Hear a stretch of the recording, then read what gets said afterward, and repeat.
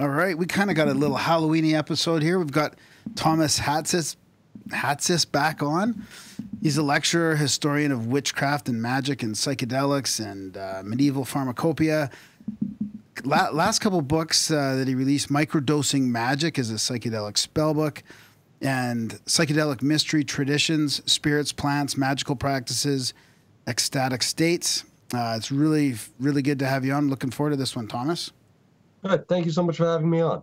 Yeah, kind of applicable too for Halloween. You know, we like to talk about some witchy things, and man, we could go in all sorts of directions with this. I mean, I don't know, Darren, where do you want to start with this? Because I mean, we can get into to microdosing, the history of psychedelics that nobody really knows about, and combine that with magic. Let's start. You know, I like some psychedelics.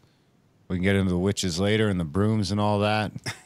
I've actually corroborated your story with another witch expert, so I'm excited to talk about that. But cool. The secret history of psychedelics, I mean, how can I say no? I'm a psychedelic enthusiast. So, yeah, let's start there. Excellent. What kind of psychedelics are we talking about? Probably psilocybin, I'm assuming? With regards to what? Well, I mean, we could be talking about, if you're talking about the history or the modern stuff, I mean, I heard a chat with you and somebody who's developing poly and wally, like different types of new sort of contemporary ones. But then I've also heard you talk about, you know, you've kind of relabeled and recategorized some like mystiagens and pythiagens and stuff like that. I mean, we could go all over the place. I mean, maybe we should start in the past and then move forward to the future, and we can we can kind of hit magic on the way through, and magic and witchery on the way through. We can swerve to hit magic on the way through. Can I ask a quick question, though? Yeah. Did you just say Wally and Polly? Yeah. Oh, okay. So we know the same fellow. No. I just heard you talk. I watched your video with him. It was pretty interesting. Cool. Yeah. Oh, gotcha. Yeah. And I don't know what the fuck he's talking about. So, just so we're clear. There are new drugs I'm working on getting you, Darren, to test. Really? Poly and Wally. They sound pretty synthetic. They're probably more synthetic than the psilocybin, right, Thomas? Oh, well, I mean, psilocybin isn't synthetic. Exactly. So. That's right. Like I'm. So it's not hard not to be. In my older days, well in my older days, I'm a firm. If it don't grow, it don't go. Proponent. Well, the guy he was talking to on the video was really saying that there is a difference. You can feel the difference between psilocybin or the grown. Like there's something about the spirit of the plant or the toad that makes it feel different than just one developed in the lab, right? I haven't tried toad. I tried synthetic toad, the 5-MeO DMT. That's pretty good. Oh, is that synthetic toad? I've actually got some allegedly, Grimerica podcast character Darren has some DMTs been waiting to try for a while, but I don't know why, I just haven't done it, but I feel like it's I said it was going to happen this summer, but maybe it'll be this winter, maybe on like the solstice or something. Sure. Was it, is it NN or is it 5-MeO? I think it's NN. Okay, cool. Nice. Is the 5-MeO better? Is that the better stuff? Well, or different, I don't know not that better, one but is different. Necessarily better than the other. They're kind of different. At least for me, they were pretty different. And for most people that I've spoken to about it, they seem to be pretty, different. What can I expect, allegedly? So, okay, the way I could put it like this. So with 5-MeO, I got to experience the Big Bang as a particle of light before anything existed. So pretty much all of space and time, I was actually able to wrap that around my head. Whereas with the NN, that was more just like Gaia showing me how the building blocks of the universe was put together. And I'm not very good at engineering or math, so I don't recall most of it. But so I would say that that's mostly the difference. Like with the NN, there was stuff to work with, like planets and galaxies. And with the 5-MeO, it was just light, really. Not to sound too cliche, but it was just love and light. That's a tough choice. You got to do both. Yeah. P.O. Box. You know, I like math, and I think I would. It almost sounds like the N and N would be like almost more of. It'd be a good starter, maybe. You know, like a little more based in reality. Would you put it that way, or? I guess it's up for each person to decide for themselves. Like I did it the other way. I did 5-MeO first, and then I did the NN. So interesting. I mean, I was. Oh, sorry, my kitty cat's here. That's okay. Graham loves cats. So yeah, it was. Yeah, for some people, maybe it would be better to go with the NN first because you know it is a little bit closer to reality, as unreal as it is. Sorry, she's walking across. Whereas with the 5-MeO, it's just, you know, it's kind of like that ultimate reality experience. Was the universe warm? I don't recall things like warm or cold applying. Interesting. What about in the N and N? Was there any sort of temperate feel there, or was it more like a physical place? You explore the inner space that is yourself, like that slice of the universe that is you, that inner space. At least for me, that's what I went through, but I haven't done it as many times as many other people have. I've only done it once. Looking forward to doing it again. But some people would definitely disagree and, you know, say they probably had much deeper experiences than the kind I've had. I mean, that's the thing with these kind of higher level spirit plants. They kind of do with you what they will. So, you know, for each person, they're all going to need something different. It's kind of like when you go to a restaurant and everybody orders something different on the menu. Interesting. Did either of them have any noticeable effect on your life? Like afterwards? Like, I mean, the first mushroom experience I had on the show, I would say was one of the ones that had more of a profound impact on my overall outlook on life, but it was probably one of 3 or 4 sort of psychedelic experience that shaped, you know, your non-psychedelic. I don't know how to quite phrase that, but I think you know what I'm getting at. I know what you're getting at. So I would say definitely with the 5-MeO DMT, that more than anything else lessened my fear of death. I feel like I've seen it at this point, so it doesn't seem all that scary anymore. It just seems like this kind of soup of light that you just kind of go back to, and it's just everything is in it and it's all there, and it's just an odd kind of sensation. But the oddest part was coming back from it and feeling like, wow, I've been there before. That was the crazy part. Well, the whole thing was nuts. Yeah. But yeah, so that was pretty big. Like, I mean, every now and then, of course, I have my fears, but you know, most days I don't really fear death at all. I mean, I don't want to die young, but I don't feel actually dying anymore. So maybe we could start with a spot that I don't want to miss this part. When I was listening to your talks, something really hit me, because we've got this evidence, most of it's anecdotal, between people healing themselves through the astral realm, whether it's like out of body experiences or lucid dreaming. But there's people, you know, people can go in and heal themselves. And I heard you talking about in the ancient times where people were using psychedelics to get to that realm to heal. Like, it wasn't about these things being a pain reliever as much as it being a gateway or a way to that realm to heal. Maybe we could sort of start there and work our way back. Sure. So yeah, you're referring to what was going on in the temples of Isis in ancient Egypt. One of the oldest medical texts we have extant, actually, I think the oldest one, is called the Ebers Papyrus, and in there, the author claims to have received all of these different potions and mixtures from the goddess Isis. And one of them is an opium and coriander potion.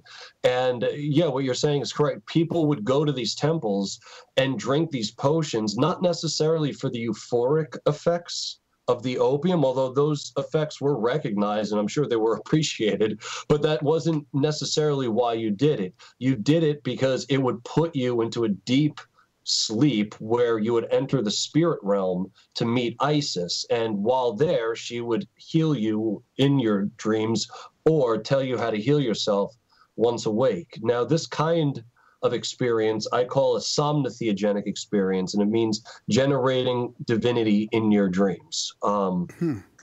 Over in Italy, we see evidence of it too. At the bottom of Lake Bracciato, there's a city called La Marmota. We get the word marmot from marmota. And the diver excavators found what seems to be this religious room in dedication to a great mother. They also found a whole bunch of opium seed products there as well. And, perhaps this is a place where these somnotheo medicinal operations took place, the way they were doing it at the temples of Isis and later the temples of Asclepius as well. Yeah, that's interesting. So how far do you think that stopped happening in, let's say, a couple thousand years ago, or? Well, so it's weird because in the last time I was on, we talked about the witch's ointment, and it seems that those wise women were also having that kind of experience and meeting with fertility goddesses during the medieval times, the early modern period, the Renaissance period as well. And I mean, I'm sure I know some people that still engage in that kind of spirituality today. So I think that it's been continuous through history. Yeah, with different substances. Sure. Yeah, depending on what's available to people, I think. I mean, there's a general belief, some general kind of spiritual belief, and then you tailor, whatever potential, theogens or entheogens or psychedelics or whatever you want to call it, to your area or what makes the most sense to you, and you work forward from there. Yeah. Yeah, that's interesting because I never really put together that entering that realm, that might be a way to I should see if I can fix my shoulder the next time I eat mushrooms. Well, there you go. You should. Yeah. I mean, I think everything can be. You're gonna have to come and coach me. Well, that's kind of what I was going to ask. Never going to do it again, but I'm going to drag you along. Is if people need to be there with people, like if people are doing this healing with a wise woman or a shaman or even going back to Isis, is somebody there to guide them to do that, or are you on your own, or do they just sort of? I wonder if they just. Well, Stamets did it on his own. Remember, he climbed that fucking tree. Paul Stamets ate all them mushrooms and cured his stutter. Yes, that's right. That's right. During the thunderstorm. That's right. Yeah. Yeah. So true. Yeah. So in some cases, so it kind of depends from one kind of mystery tradition to the next in the ancient world, and whether you had a guide or not. Like at the rites of Eleusis, you absolutely had a guide to take you through the experience, and others like the rites of Trophanos, that the Greek writer Pausanias writes about. It seems as if you were in the company of priestesses and priests, and you would make the right sacrifices and adjurations. But after you would drink the theogenic brew, that's when you would be left alone. They would actually put you in this underground cave, like almost like a crawl space. It sounds kind of scary, actually, but it's almost like you would be put in this coffin-sized, indent in the ground, and you would have visions of Trophanos telling you whatever questions you were asking. So there was no guide at all. You were just kind of laying in this somewhat stuffy little insert in the ground and having visions. Well, I mean, some people would say if you could just get your brain to shut the fuck up long enough that you can, most of the answers are there. And that's what meditation and everything is sort of all about, is tapping into that, shutting everything off, which these psychedelics seem to be like a speed jump or speed jump too. Well, they don't really shut your mind off though in that kind of way. I think maybe just the certain the certain parts, like they're shutting off. Like it's quieting. When I eat a bunch of mushrooms, they're shutting off something in my fucking brain that allows me to look at my phone and fucking understand what's happening. Because if I pick up my phone in the middle of peeking out on mushrooms, there's no way. Like it takes all of my fucking intent and focus to like read a text message or something like that, because when I look at it, it's just like a fucking garbled mess. So, you know, and I don't find it just with that. I found like if I go to try and look at a computer screen or something like that, the same thing. And I remember one time I even noticed there was a difference between if someone had like an old tube television I could look at, but if it was like the new LED or something like that, it was just a fucking clusterfuck. And you'd have to like really like reel it in. And like, if you really focused on it, you could bring it in for a minute, but it's hard to do. It's like something's off there. A filter has been shut off. That's putting that together or something. Yeah. I mean, I'm curious why anyone would want to be looking at a phone while tripping in the first place. But well, yeah, exactly. I see your point. Yeah. Like, yeah, man, dude, when I trip out, my phone is either off or on airplane mode or nowhere near. Like, ew, yeah. Like, yeah, we were doing the show one time. We were doing a show on mushrooms, so we were like doing some Twitter stuff and stuff like that. And I remember trying to like read a tweet on the phone, and I was just like, you know, there's like, it just can't happen. I can read a paper, I can see that, but the phone, there's something going on with how the screen display is working. It just doesn't compute. I didn't realize that you were doing a show. Now it makes sense. There's a bit of a train wreck. Well, I mean, it's fun though. It does make me wonder with all that, the healing potential, and I don't know. That's just I can't. My mind just goes to the sort of the conspiracy part of it, like whether it's you know, this materialistic paradigm that we live in, and the drug war, and big pharma, and it feels like there's an intersection there between, you know, true healing potential, the spirit realm, and psychedelics. Yeah, there are, and I think the tide is kind of changing towards the side of good at this point. I mean, the FDA approved psilocybin for studies dealing with PTSD and I think also depression. And up in Canada, I don't know where they're at now, but last year they were in phase 2 testing for MDMA to also treat PTSD and depression.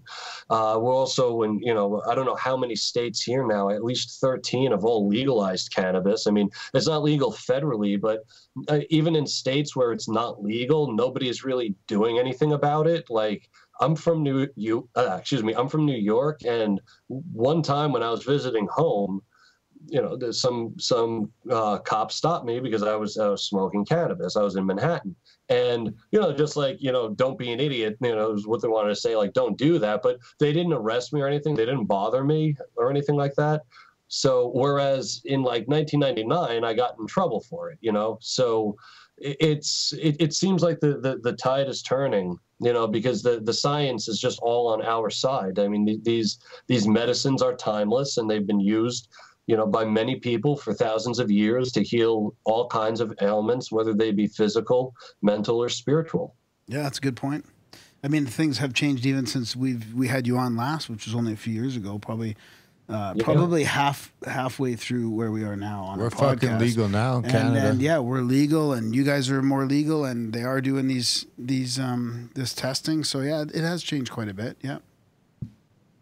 So the tide is turning. I mean, I see what you're saying about the intersection of all those points, but I do think that with that intersection, and really with people looking for the truth, you know, not just what will satisfy them, but genuinely looking for the truth of these plant medicines and fungal allies, we're seeing that, you know, they're really not too dangerous if you're not an irresponsible individual with them. I mean, if you have a heart problem, yeah, they could be dangerous to you. If you have, you know, any kind of history of mental illness in your family, there's probably not a good idea. If you're on SSRIs, they're probably not a good idea. But if you're of sound mind and body, I mean, psychedelics are not really it's not going to harm you, really. Yeah. I mean, just don't take too much. Yeah. You know, obey the dose, set and setting. Have a good container. Don't don't some people, I know some people that go out to like, they'll eat mushrooms and like go to like hardcore shows, and it's like they're okay, but it's like I would never do that, so responsible use goes from individual, one individual to the next. So you got to determine what's right for you, and if you wouldn't be comfortable doing it somewhere, geez, like don't do it at that place. Yeah. Oh my God, I couldn't imagine. I've ended up fucked up in some weird spots, and it never goes well. Never. So this is part of the psychedelic renaissance you're talking about. I mean, and now microdosing is a part of that, and the stuff that we talked about earlier, like Polly and Wally, like people, making. I would so say what's that like an imitation of? tweaking the formula a little bit probably for specific purposes, or what do you? What formula are they tweaking? Well, probably like MDMA and oh yeah, what did he say? It was like a mix between MDMA, ibogaine, and DMT or something like that. What, Wally or Polly? I can't remember now. Okay, well, so Polly is a legal form of MDMA. Okay. Everything in it is actually legal. Oh wow. It's called Polly for pretend Molly. At least is my understanding of it. And Wally is closer to what you were talking about, where it's like ayahuasca and ibogaine, all at once. It's and it lasts for quite a while. And if you have there's a certain kind of person that will actually get stuck in that state for a few days. With a certain gene, there's a certain genetic expression, or somebody with a certain gene. You'd be freaking the fuck out. Yes, after just can't deal with it. Yeah, so that's what keeps me away from Wally. I've been there on acid and ecstasy. I don't know if I have that gene, and I don't want to find out the hard way. Yeah, I've been there on acid and ecstasy like 12 hours later, where I'm like, yep, this is it. But I mean, how far away are we from this psychedelic limitless type thing, where you're going to take your DNA, you're going to take your genetic test, and you're going to see what you're predisposed to, and there'll be some sort of tailored Molly/Poly for you to microdose and get the maximum potential out of your creativity and your energy. I mean, are we going to head there? Well, that's where some people are working towards. Thomas Ray over in, I think it's the University of Oklahoma. I know he teaches somewhere there, but he's really the pioneer in these studies, these tailoring these different experiences to what works best for you. He gave a talk on it last summer at the Shulgin House, which I had the pleasure and privilege of getting to attend. And really, they're just looking for funding at this point to get this entire thing going. So if anybody out there has a lot of money and wants to look up Thomas Ray, he's a hell of a really excellent dude. He's very, very smart, and he is completely revolutionizing the different ways substances can be made and the kinds of experiences people can have with them. It's pretty safe to say that none of our listeners have a lot of money, or either that or they just don't like us very much. Sure. So how far away are we from something like that I mentioned, do you think? Like, if things keep going the way they're going, and the tests are opening up and people are realizing, I figure that some of the, guys in Silicon Valley and some of the tech companies, these guys are microdosing, and it's happening at a corporate level, and meditation's a part of that as well. Like that in one hand could open things up quicker than we realize as well. I mean, if they're starting to do testing. So are we like a decade or two maybe away from some of that, do you think? Well, we'll see what happens. Like with cannabis, it kind of snowballed. There was one state, then another, and then everybody kind of goes, and then Canada goes. Yeah. The world, as a fellow from Scandinavia just told me yesterday, really looks to the FDA for their policies, for their substance policies.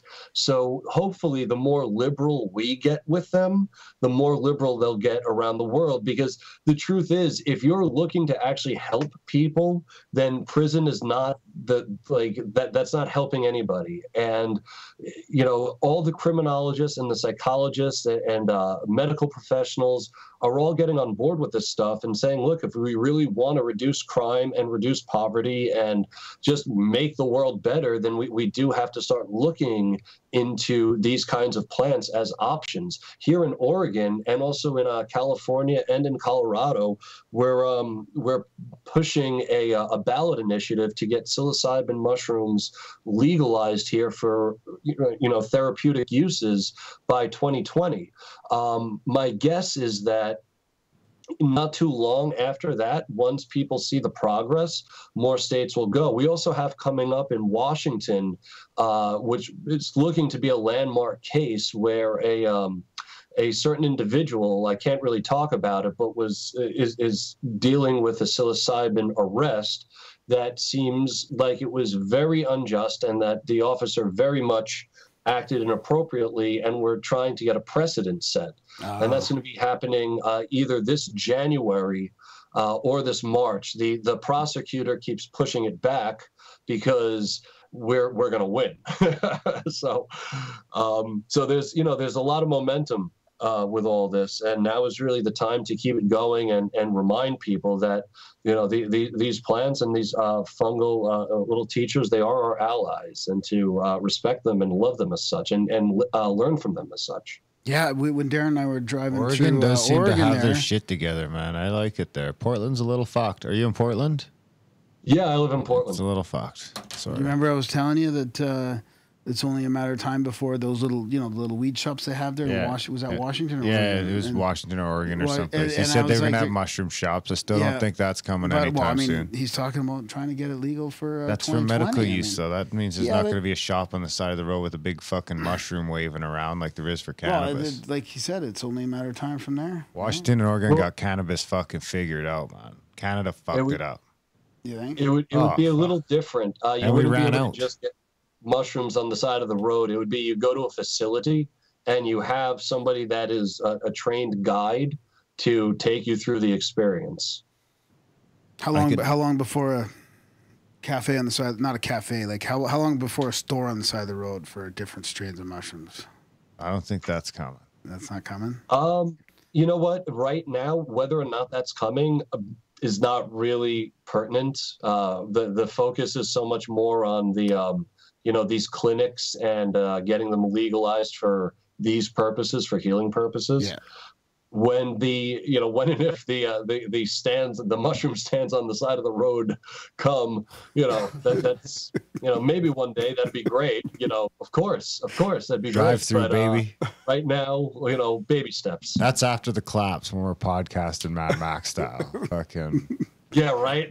rolling around broadcasting on AM, eating fucking side of the road mushrooms.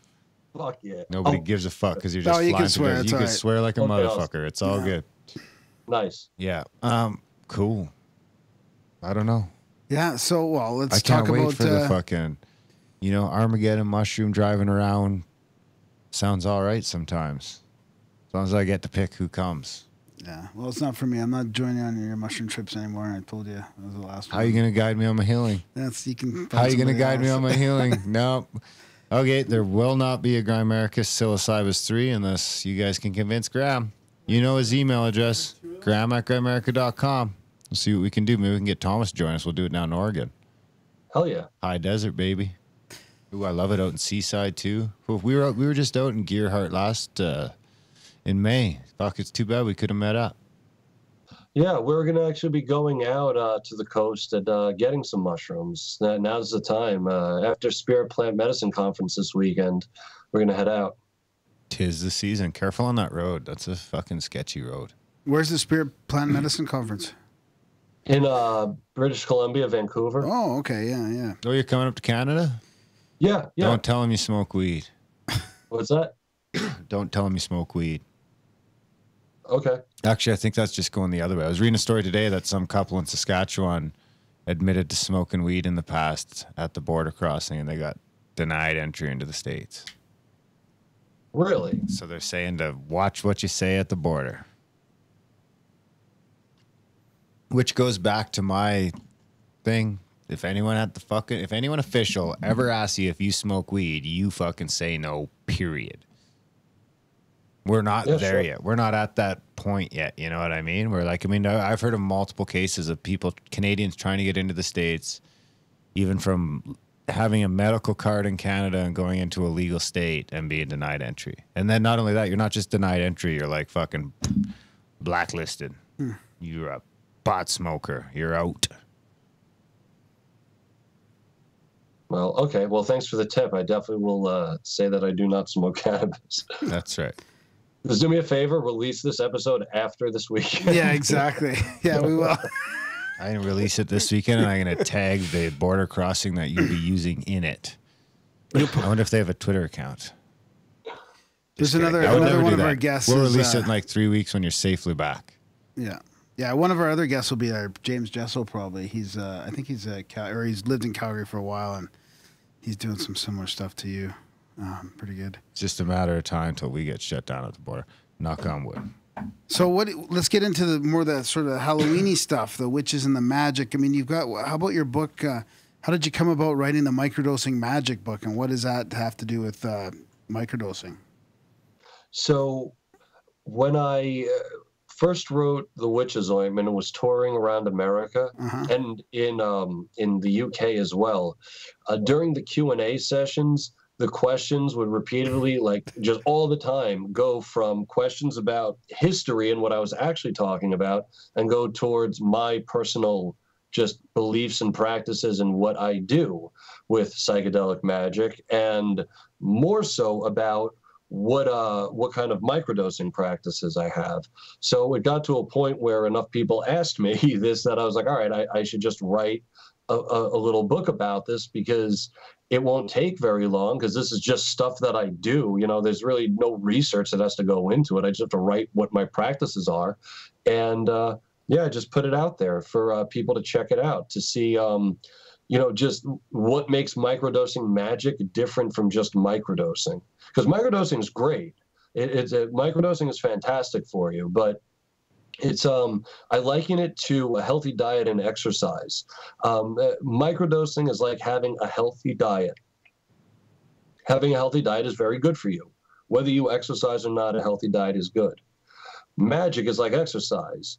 You exercise, even if you don't have a healthy diet, if you're exercising, that's good for you. So both those things, healthy diet and exercise, are good for you independent of the other. But what happens when you put the two together? Allegedly. The same thing happens when you put microdosing and magic together. It's you get more out of the practice. What are the most noticeable non-magic effects from microdosing that stand out?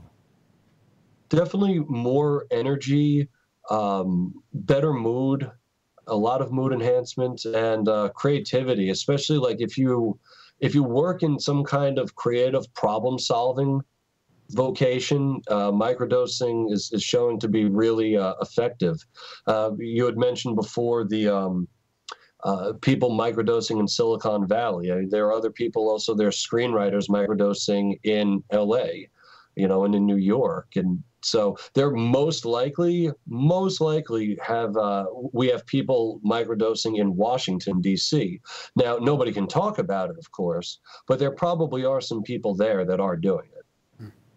Think anyone in Washington? Yeah, he just said DC, people, like yeah, DC? That's what he said. DC, yeah, you meant yeah. DC? Yeah. I wasn't sure if you were in Washington State or DC. Oh, yeah, no, Washington, D.C. Yeah, to Washington, D.C. Probably like the AIDS and stuff, eh? They're stuck working fucking 20 hours a day in the grinder, just fucking like, yeah, man, give me some more of that psilocybin powder. What's, I've heard like 10 different ways to do it, like 1/10 of a gram once a day, or 1/4 of a gram for 4 days and then take 3 days off. And they all seem to have some sort of rest period in there. Have you come across sort of the ultimate technique or schedule? So, okay, yeah. Excuse me. So you have different experts have different suggestions on holding a microdose schedule, and you referenced a few of them. Notably, there's Paul Stamets, who says Monday through Friday, taking Saturday, Sunday off. for me, and what I show in my book, Microdosing Magic, is I like to set my microdosing cycles to magical intentions by making what I call dose symbol cycle graphs, which is just kind of like graphing out a certain symbol. And on each one of those days on the graph paper, that's when I'll take my dose. And I'll use things like sacred geometry or Germanic runes. Because like one of the things with Germanic runes is each letter in medieval German has a corresponding idea to it. So we would look at, let's say, an R letter X. In medieval German, there's also the letter X, but it also means generosity. It's the symbol for generosity. So if you're trying to run a microdose schedule, thinking of ways to just be better, towards your friends and neighbors and just a more giving person, you might make your schedule, base it off of the rune for generosity. You see what I'm saying? Like, so that's how I go about it. And again, that would be a major difference between just microdosing and microdosing magic, really focusing your intention on what you want to get done with that microdosing schedule. Like that's like whenever I microdose with intention. Like I've never just microdosed for the sake of it. It's just there's an intent, there's something I'm trying to get done. There's a task I'm trying to complete. Mm-hmm. What about lunar cycles or seasonal changes, that kind of thing? What's that? Like, what about lunar cycles or matching it up with astrology, that kind of thing? Like, external energies and. So that's a great question. My partner would be a much better person to answer it because she actually knows about astrology. My witchy traditions are from a different place, and I don't really deal with astrology at all. I mean, there's a little that play in my book with one particular spell, but I wouldn't consider myself like an expert, or an astrologer in any way. It was just a certain way, a hexagram. I was talking about dose symbol cycle graphs. There's a certain way a hexagram cycle just ends up working out, tells a story of how the sun wed the moon to give birth to creativity. Okay. So speaking of the sun wedding the moon on the eclipse to give birth to creativity, I forget. The intention there's that short-term memory thing again. Long-term memory off the charts. Short-term memory microdosing also shaky. helps with short-term memory loss. So really? That's another perfect. It can combat the other microdosing. Intention. We're talking about intention using magic while microdosing.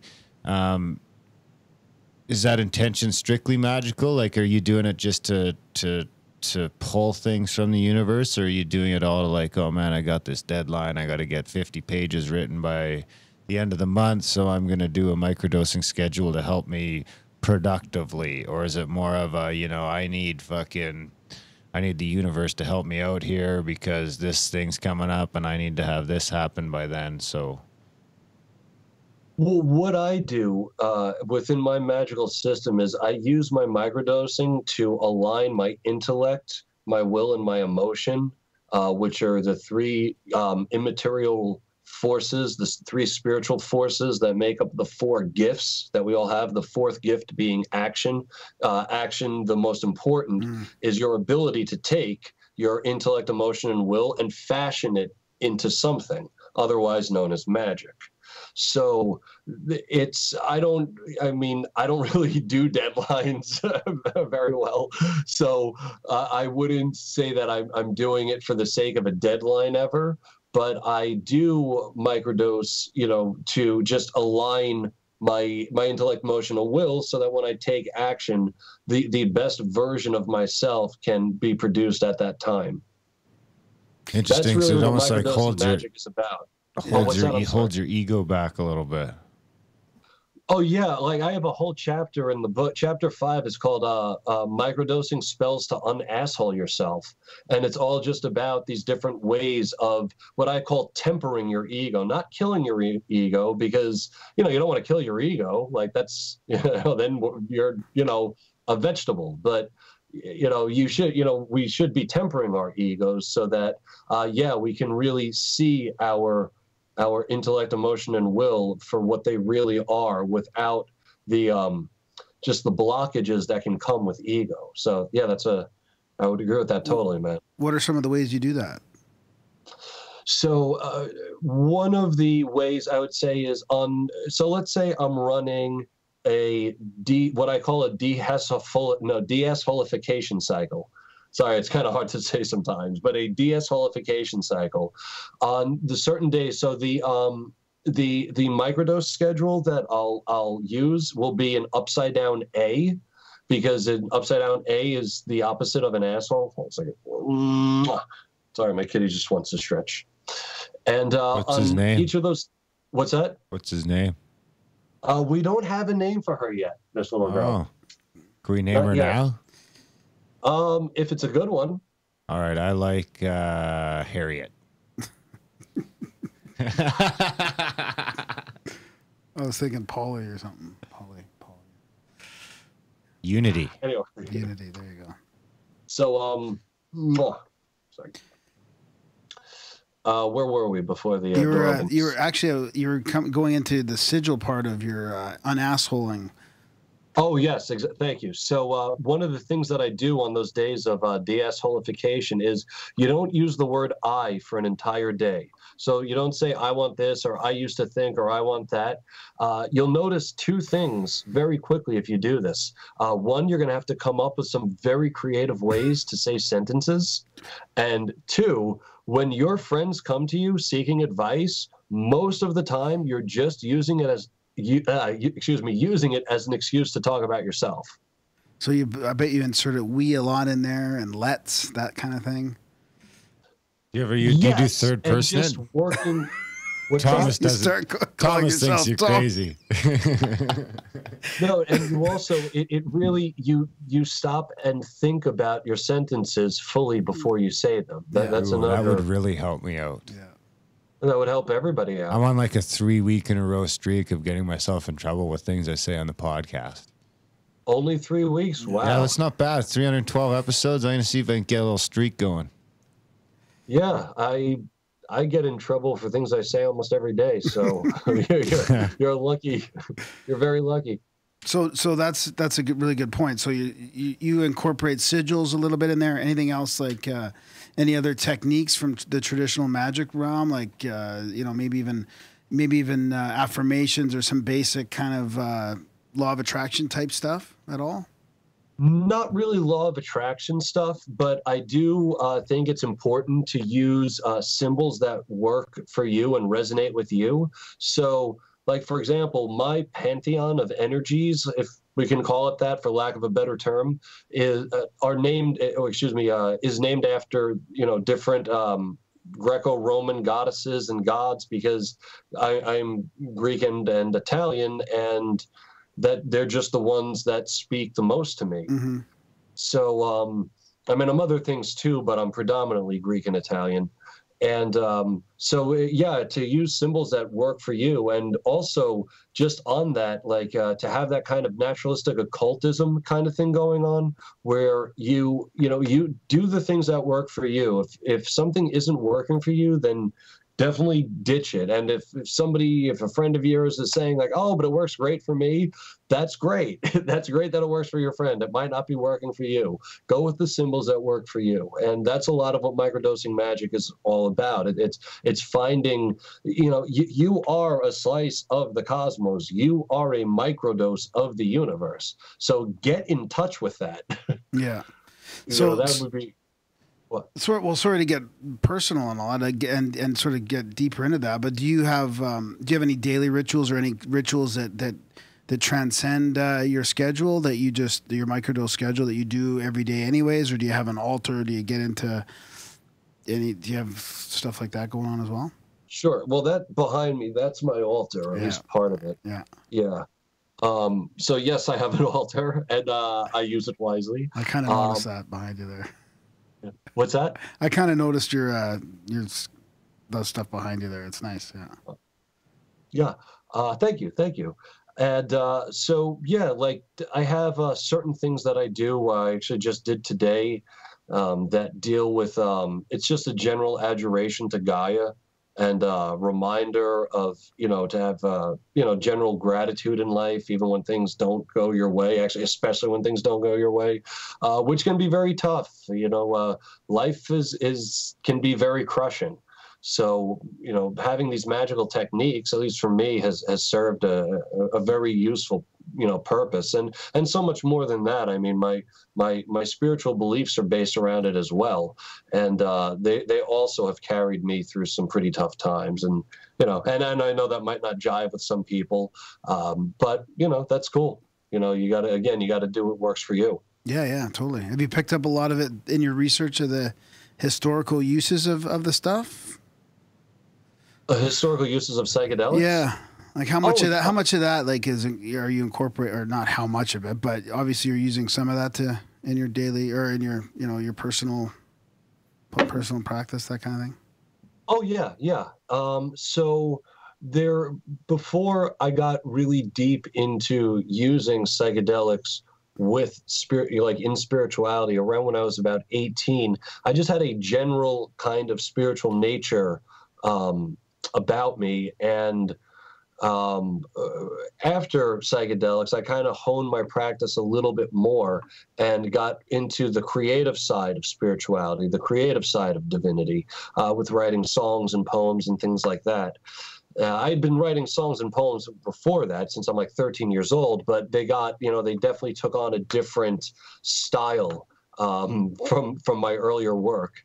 And then when I started studying the history of it all around 2005, that's when I really honed it in and focused in on what a lot of these kind of fertility goddess worshipers of medieval times were doing, and Gaia worshipers of ancient Greece, and just mixing some of their ideas into some of my ideas, and also some Dionysian ideas. I think that there's something to be said about revelry enhanced with psychedelics. I am quite fond of building a nice big bonfire in the woods or on a beach and inviting some friends and, taking some mushrooms and dancing around and getting naked like that, playing guitars and drums and what have you. That kind of practice, that kind of, spiritedness is very uplifting. Yeah. So I don't necessarily always separate the sacred from the profane with that word recreational. Now, again, recreationally, you should be careful, of course, and you definitely shouldn't drive after you take a psychedelic. And again, if you're the kind of person that wouldn't do good at a bonfire like that, you shouldn't show up to that. Whereas the kind of friends I have, they would be all too happy. They like showing up to that kind of stuff. So it's, there's something to be said, I think, about, spirited celebrations, and, that community revelry is, I think, really good for people. Yeah. And then, so the difference between that book that you talked about that's a little more personal and the psychic mystery traditions, or the psychedelic mystery traditions, do you want to talk a little bit about the difference in that, and did that one lead to the other one a little bit? I mean, you mentioned the witch's ointment one leading to your psychedelic spell book, but how did the other one play into that? Oh, no. So the witch's ointment led to, not to microdosing magic, a psychedelic spell book. It's what led to psychedelic mystery tradition. Okay. Yeah. It essentially just, psychedelic mystery traditions grew out of the witch's ointment. It was just parts that had been cut that couldn't be put into the larger book, or when you're writing a book, you have to pick and choose and edit all this stuff out. And I realized it's like, with a little bit more work, I have, there's a book here. So I just finished writing that book, that would have been the witch's ointment. It's kind of a prequel to the witch's ointment. It explains almost everything that happened up to, the witch's ointment, and showing like the kind of like back catalog of how priestesses and seers and prophetesses and priests and what have you all used these kinds of plants in the ancient world, in the ancient Mediterranean world. So I mostly focus on the West, like Egypt and Greece and Rome. Yeah. Yeah, that's what caught me when I was listening to you talk about it, is how much there was that I didn't realize was going on before then, like before the medieval times, Yeah. I didn't either, really, until I started looking back at the doing research for the witch's ointment. I came across ancient laws that would mention things like mandrake specifically by name, and banning it. It's like, oh wow, okay, so they knew about this and they knew what it could do to the point where there was a law against it. You also have another guy named Zosimos the alchemist, who was complaining that certain people were using cannabis in their magical rites. So, as a historian, I have to say, well, if there's somebody complaining about somebody doing something, it probably means it's because that person was, there were people doing that thing. Yeah. So, yeah, you have a couple of these little glimpses in the ancient world that just show not, I don't want to make it sound like all of the ancient world and all of magic and spirituality in the ancient and medieval worlds rested in psychedelia, because they certainly did not. Just to show that there are these same traditions in the West that go back thousands of years. Yeah, that's fascinating. I think, there's a whole sect that thinks all of Christianity is based on psychedelic cults. Oh, yeah.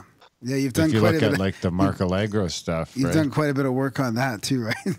The mushroom symbolism and kind of debunking that whole thing. That was fascinating to hear that too. I kind of agree with you on all that.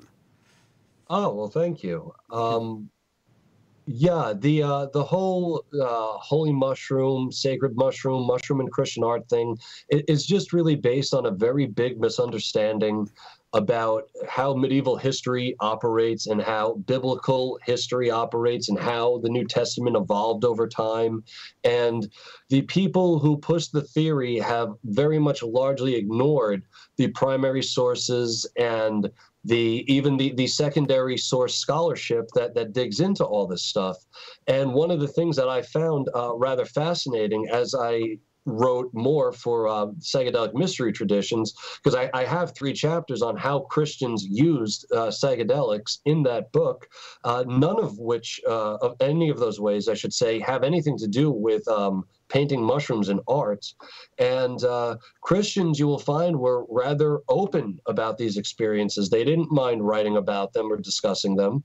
So it doesn't make sense that they would discuss opium and cannabis and mandrake and henbane and never say anything about mushrooms or painting them in art. Yeah. The people that make that claim are not, again, they're smart people. They're very smart people. A very good friend of mine, Jerry Brown, who I think wrote the best book on the topic, The Psychedelic Gospels. I mean, I disagree with him, but he's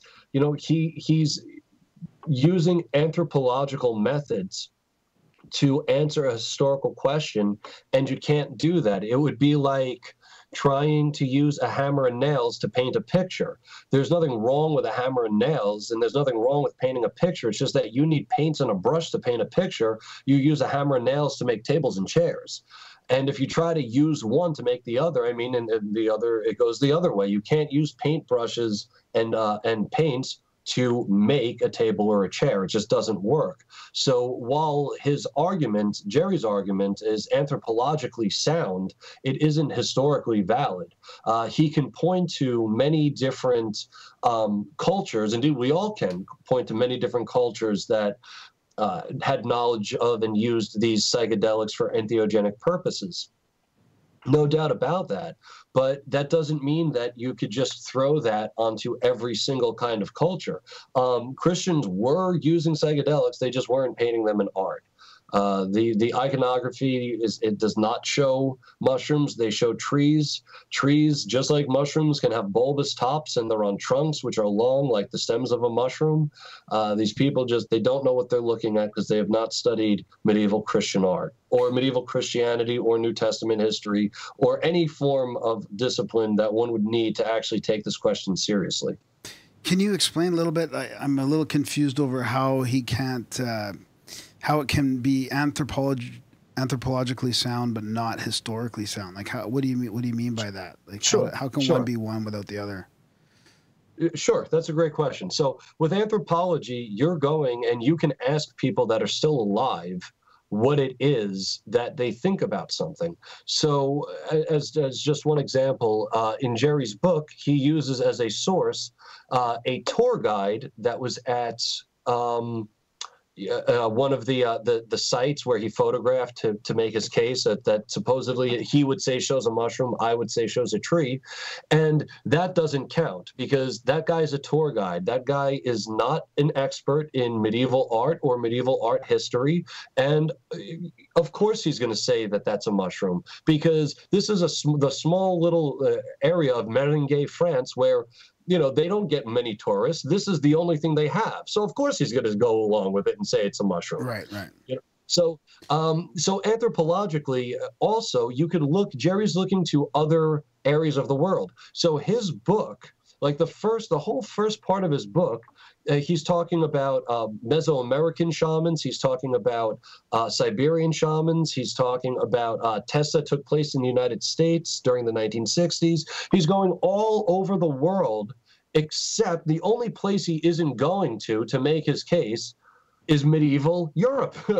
But if you're looking at medieval European art, you have to see it in its cultural context. He's seeing it in all these other cultural contexts, and that you can do that anthropologically, sure, but you don't get to say that because all these other cultures, revered psychedelics that these people in this part of France also did. That's anthropology. A historian goes back and looks at the evidence and sees, well, is there anything that would demonstrate that these people knew about this or were secretly painting mushrooms in Christian art? And when you really look into it, you find that there's nothing there. It's just a lot of misunderstandings made by those who promote the theory. Yeah, that's a good explanation. Yeah, thanks. How dare you? No, that was good. I like it. I haven't looked into the really mark to that yet. I've almost bought that book like 4 times, but it's fucking expensive, so I never have. And now, maybe I don't need to. What, The Sacred Mushroom and the Cross? Yeah. Oh, it's so The Sacred Mushroom and the Cross. It's funny. It's one of my favorite books ever. It's everything I ever wanted to read in a book. I read it 5 times, like almost 6 times, but definitely 5 solid times. I loved it. It's a great book, but reading it, you'll see what I'm talking. I mean, it's word salad. I mean, I enjoyed it in my youth, but as somebody that's now trained in history, it's very far-fetched. It's a lot of fun and it's intriguing, but it's not sound history. Like there's no Allegro applied no sound historical methodology whatsoever in writing the book. So, but it's a great book. It's fun. There you have it. The more you know. So what about so you're trained in history? Yes. What do you think about some of that history stuff and some of the Göbekli Tepe that's coming up and stuff like that? Do you think, what's your take on the timeline? Is someone trained in history? What's your take on the current timeline of human history? Like advanced human history or? Just human history. Just human history. Don't lead the witness. Well, I should say that my focus in history as a trained historian is in medieval pharmacopoeia, psychedelic use in the ancient world. Okay. I don't. Let me just say that I don't know anything at all about Japanese history. I don't know anything about Brazilian history. I don't know anything about Russian history. I know a little bit about Russian, but not with history. It's you when you get a master's, you focus in specific areas. So I couldn't tell you the breadth. My take on human history would be it's getting better. So hang in there. Do you guys you hang in there? I heard that from a cat like fucking 20 years ago. It's been like the defining point of my life. What do you think about do you guys ever have like parties where you guys are all like have your masters and you're super specialized in these single points of history? Like, we need to get you guys all together in one room so we have like every point at the table, and then we'll give you guys a bunch of mushrooms and we'll see what you come up with. We'll give you a weekend. I don't know if that's ever taken place, but that'd be great. If it did take place, it probably took place in the 1950s at some point or the 1960s. But that'd be great. I mean, I'd be into it. So what about where's the difference between that and like the MK Ultra use of psychedelics, where they're just like dosing the fuck out of people with LSD and all this lab made stuff? Well, one is consensual, the other is not. And one, you know, when you have all the information and you know what you're getting into, and you're not, you know, in a very bleak place like a psych ward, you know, and the other is the opposite of all that. So I think there's a big difference.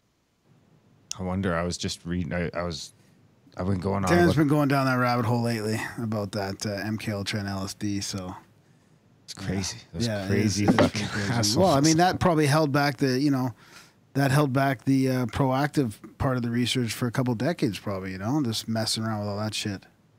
It's terrible. Yeah, it was terrible, some of it. I mean, outside of the CIA-funded labs, you know, you had people doing legit research and some illegit research, and it's a shame that the hammer kind of came down on all of them. So, yeah. You know, that's why today we have to have pretty, you know, strict measures when working with these things, and not really just kind of throw them out to people the way some researchers did in the 60s, like Timothy Leary. Like that really contributed to the hammer coming down on everybody. Yeah. Not just putting mushrooms out on the side of the road on the streets, you know. Yeah, streets. Exactly. you can't just be selling Exactly. mushrooms to podcasters on the side of the road, ground. Not even in Oregon. So we've covered lots of stuff here, Thomas. Pretty much everything I wanted to cover, I think. And that's. Do you have anything you want Let's to cover what add? Or you Thomas think we wants to wanna, cover. Yeah, that's what I mean. Anything we're missing out for people, or? No, this was a lot of fun. Yeah, good. Right on. Any witchy stories for Halloween? Do you think that the border should just be open? What's that? No, don't. Nothing. I'm just trolling Graham. Graham got into a political chat with the last guest, so I like teasing him. Oh, It's an inside joke. Oh, So you and okay. Ephraim are both in Portland, man. We'll have to meet up with you the next time we're down there. Yeah, please do. I seem to end up in Portland once or twice a year somehow. Sure. Usually on my Yeah. way to the ocean. You guys are like the closest fucking open ocean is like Seaside. Before that, it's like that big fucking islands in the way. Yeah. Yeah. Hell yeah. Yeah, whenever you're down. We'll do a little festival down there. Maybe we'll eat mushrooms on the beach. Dance. Sounds wonderful, Graham Kachapman. That sounds great. Absolutely. That sounds great. I don't know if Darren Let's can do it. handle getting naked on the beach on mushrooms. No, I'll be fucking gone. Enjoy your conference this weekend, and yeah, enjoy your time in Hey, Vancouver. maybe It's a bump in beautiful city. some Grimericans there. We got a bunch Yeah. of listeners in BC. Yeah, Oh, cool. yeah. Cool. Have a good trip, and we'll put all the links in the show notes and stuff. And yeah, continue the awesome work. Great. Thank you. Thank you so much for being cool with the time mess up. Oh, I yeah, no appreciate It's it. all No good, problem. man. We fuck that shit up on a constant basis. Yeah. It's okay. We were Usually late. it's- usually We it's were- us, so it's we would nice have been to- late. You would have been waiting for us. Yeah, so. we were late anyway. So Awesome. right on, All right, buddy. great. Well, All right. good Yeah. time. Thanks Okay, for coming thanks, man. out. Come back Thanks. anytime. All right. Yeah. Now was a chat with Thomas Hatsis, eating shrooms and riding brooms. That's his email signature. I just No. love it. Yeah. Is it? Yeah. Huh. You don't believe me? Yeah, I believe you. I don't think you do. I believe you. No, I don't think you do. It's fine. That was good. I haven't really thought about microdosing and magic together. It's pretty cool to go there. We should try We should it. try it. Yeah. What would I try and I'm magic not trying. forget? I'm not doing any of that stuff. But you can go ahead. Well, you can be the guinea pig for all that. See? Oh Jesus. There you go. There you go. Next time, just throw him in Graham's water. We'll fucking MK Ultra this motherfucker right on the podcast. Next thing you know, I'll be fucking. Next thing you know, I'll be sending fucking bombs spelt wrong with the addresses and kind of crazy stuff like Graham that. just fucking falls off the face of the earth after he gets He fucking disappears. Grimerica, MK Ultra just to no 6 more. doses Yeah. acid. Yeah. It's just, yeah, that would be it. You're the interviewer. We can't do the show without you. I'd almost be like you on the front lawn, you know, Without- thinking I'm dying. Without my wit. My wit's useless without your interview skills. That's it. We'd be finished. Support the show before that happens. Grimerica.ca/support and the Stop Us from Dope and Graham Fund. No, just kidding. We would never do that. Yeah, and even though We're this bringing came an out later outsider. on, it's kind of We'll like go down to Cash Corner and hire someone and episode. get him to eat like 10 hits of acid on the podcast. All right, guys. We're not actually going to do that. We're just saying that.